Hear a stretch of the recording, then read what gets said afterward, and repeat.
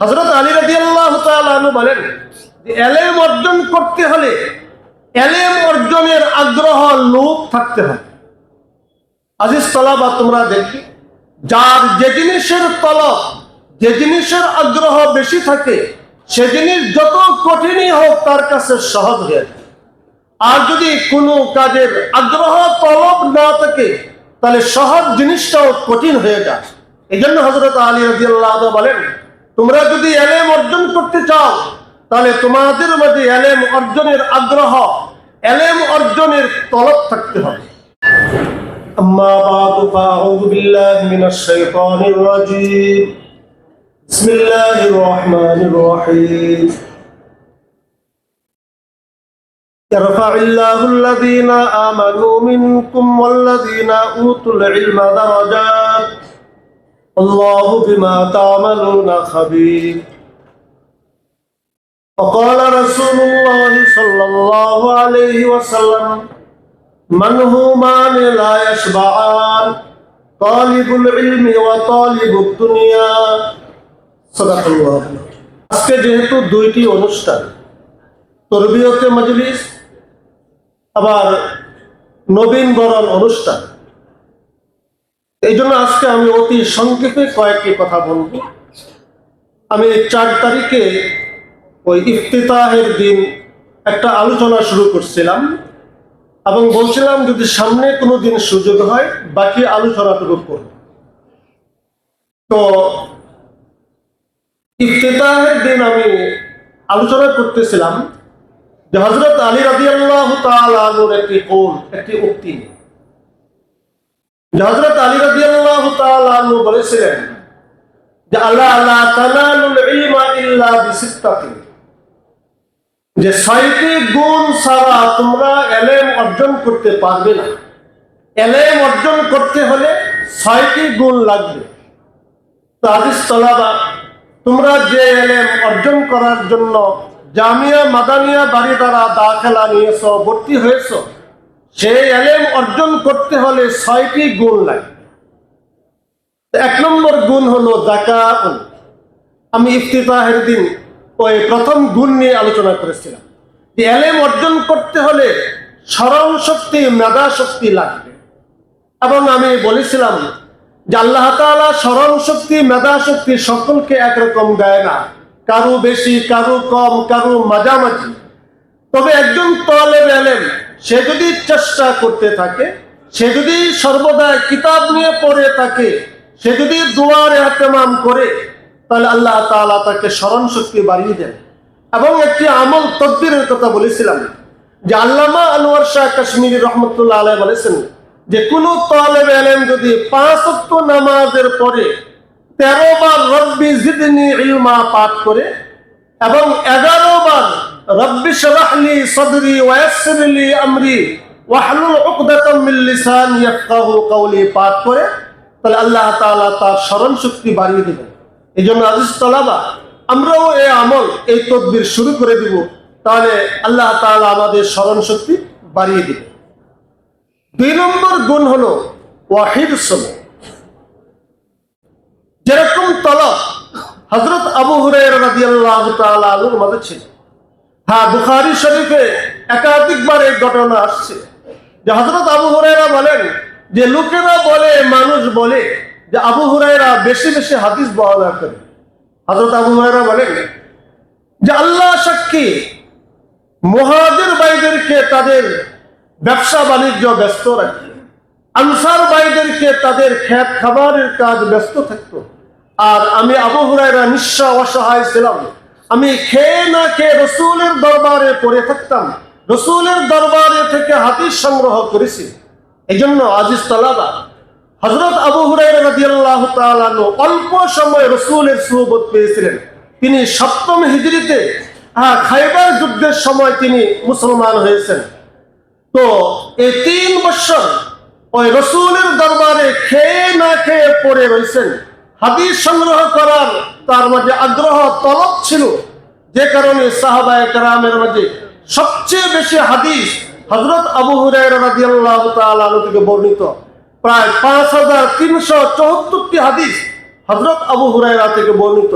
অন্য কোন সাহাবী থেকে এত হাদিস বর্ণিত হয় নাই। এই জন্য আজিজ তালাবা, তোমরাও যদি এলেম অর্জন করতে চাও তাহলে তোমাদের মাঝে এলেম অর্জনের আগ্রহ, এলেম অর্জনের তলব সৃষ্টি করতে হবে।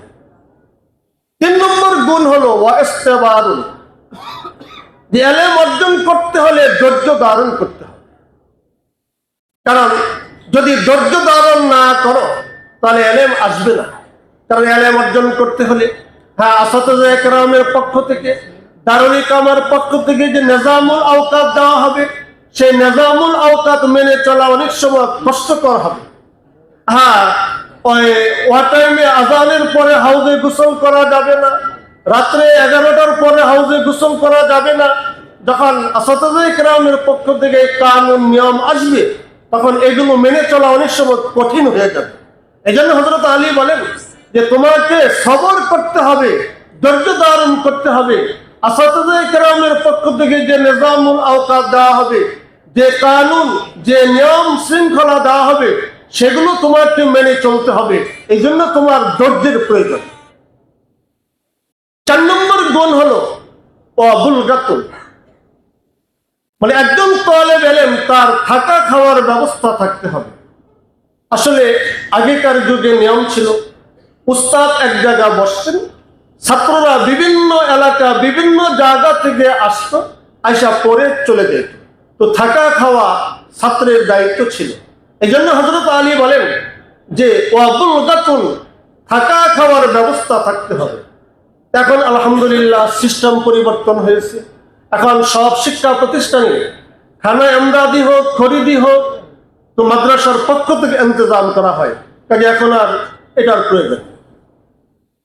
5 নম্বর গুণ হলো ওয়াইরশাদ উস্তাদি। আজিজ তালাবা, এটা অনেক গুরুত্বপূর্ণ একটা বিষয়। যে এলেম অর্জন করতে হলে উস্তাদের রাহনুমাই, উস্তাদের দিক নির্দেশনা লাগবে। উস্তাদ যেভাবে রাহনুমাই করবেন, উস্তাদ যেভাবে দিক নির্দেশনা দিবেন, উস্তাদ যেভাবে পরামর্শ দিবেন, সেভাবে আমাকে চলতে হবে, তাহলেই আমি এলেম অর্জন করতে পারব। এখানে উস্তাদের দিক নির্দেশনা, উস্তাদের পরামর্শ মেনে চলতে হলে 4টা জিনিস লাগবে।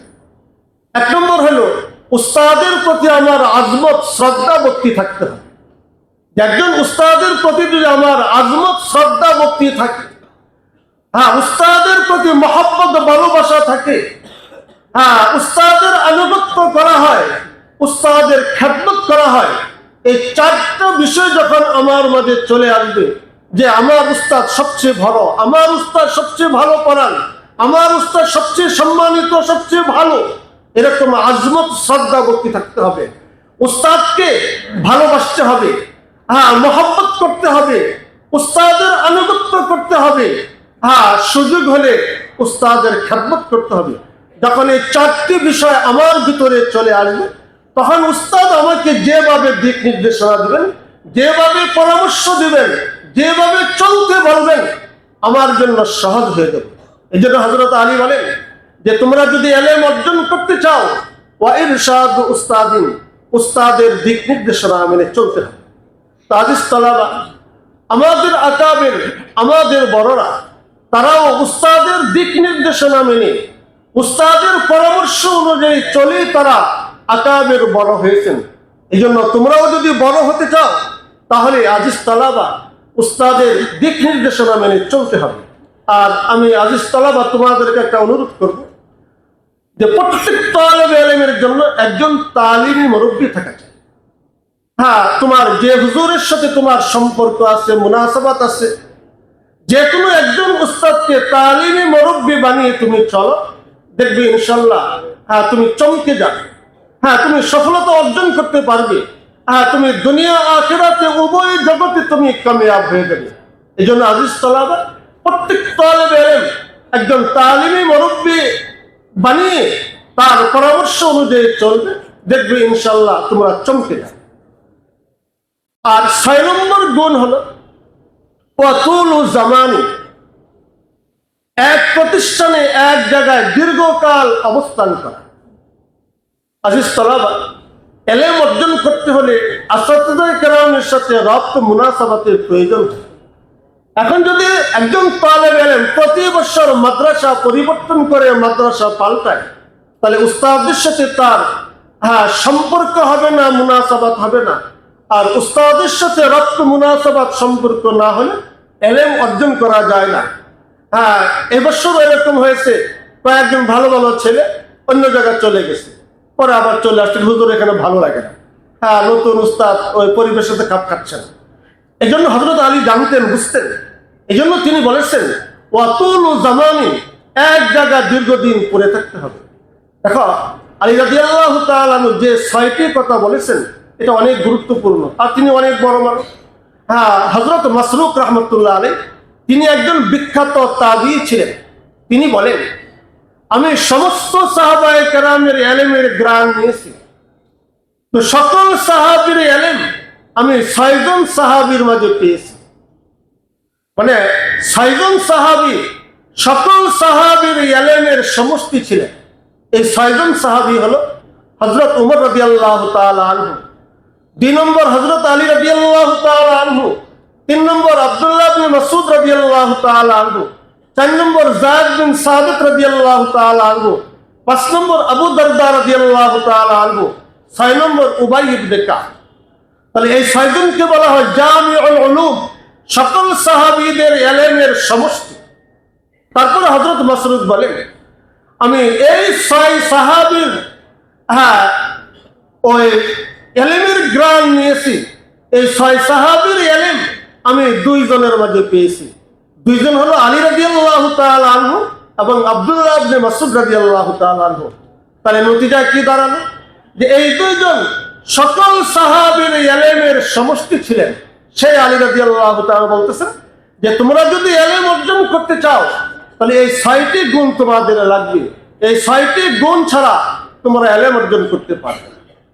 এই তো আমার ওয়াদা ছিল যে সুযোগ হলে আলী রাদিয়াল্লাহু তাআলা আনহুর এই কওল, এই উক্তি নিয়ে আলোচনা করব। এখন আমি 2টা বিষয় নিয়ে আলোচনা করব। আজিজ তালাবা, একজন ছাত্র যদি সফলতা অর্জন করতে চায় তাহলে তার তালিম তরবিয়ত দুটোটা এক পর্যায়ে হতে হবে। শুধু তালিম আছে, তরবিয়ত নাই, তাহলে সে সফলতা অর্জন করতে পারবে না। আবার তরবিয়ত আছে, আমল আখলাক ভালো, কিন্তু তার তালিম নাই, তাহলেও সে সফলতা অর্জন করতে পারবে না। এজন্য একজন তালেব ইলম যদি সফলতা অর্জন করতে চায় তাহলে তালিম তরবিয়ত 2টা সমান তালে এগিয়ে নিতে হবে। আমার কাছে তালিমের মাঝে সবচেয়ে আহম গুরুত্বপূর্ণ বিষয় হলো দর্সের ইহতিমাম করা।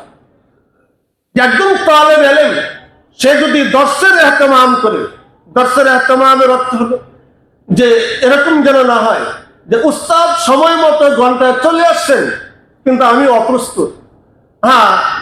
তো উস্তাদ হাজিরা রেখে চলে গেল, দেখা গেল অনেক গায়ের হাজির পড়ে গেছে। এটা না, উস্তাদ আসার আগেই আমি সবকে উপস্থিত থাকবো, উস্তাদের জন্য অপেক্ষা থাকবো। উস্তাদ এসে যখন দেখবেন যে তালেব ইলমরা তারা অপেক্ষা করতেছে, তখন উস্তাদের ভিতর থেকে অটোমেটিক দোয়া চলে আসবে। আর একজন তালেব ইলমের জীবনের উন্নতির জন্য উস্তাদের দোয়া অপরিহার্য। আর তরবিয়তের মধ্যে সবচেয়ে আহম গুরুত্বপূর্ণ বিষয় হলো নামাজের ইহতিমাম করা। তাহলে একজন তালেব ইলম যদি দর্সের ইহতিমাম করে আর যদি নামাজের ইহতিমাম করে তাহলে তার মাঝে তালিম তরবিয়ত দুটোই চলে আসবে। আজিজ তালাবা, আরেকটা কথা বলবো যে আমরা কিন্তু মসজিদে নামাজ পড়তে আসি। তা আমি আজিজ তালাবা তোমাদের কাছে আমি খুব অনুরোধ করে বলবো, আমরা যখন মসজিদে আসবো, মসজিদে ঢুকবো, আমার প্রথম যে কাজটা হবে আমি সামনের খালি জায়গাটা পুরা করব। বিশেষ করে জোহর এবং ফজরের নামাজে এরকম হয় যে ছাত্ররা এসে যে যেখানে পারে ওই সুন্নতে দাঁড়িয়ে যা, সামনে ফাঁকা জায়গা রয়েছে, এখন পিছন থেকে সামনে আসা যাইতেছে না। এই জন্য আজিজ তালাবা তোমাদের কাছে অনুরোধ থাকবে, তোমরা যারা আগে মসজিদে আসো একবার সামনে চলে আসবে, সামনে কোনো খালি জায়গা থাকবে না। আজ থেকে আমরা এই কাজটা করতে পারবো তো ইনশাল্লাহ। আর 2 নম্বর যে কাজটা হবে আজিজ তালাবা, আমরা যখন মসজিদে ঢুকবো ইতিকাফের নিয়তে ঢুকবো। আমার জবান বন্ধ থাকবে, মুখ বন্ধ থাকবে।